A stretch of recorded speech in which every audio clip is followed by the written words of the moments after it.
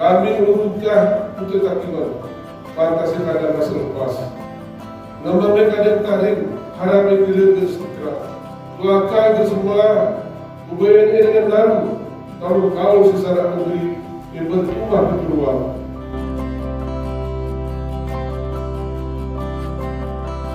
Kami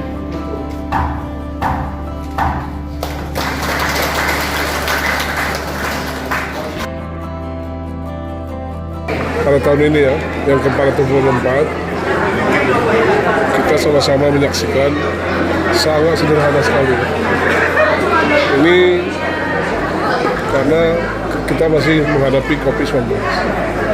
Jadi kegiatan tidak ada, hanya sidang paripurna, kemudian secara adat tadi tetap kita memberi semangat kepada masyarakat bahwa kita masih kuat, harus kuat, bangkit.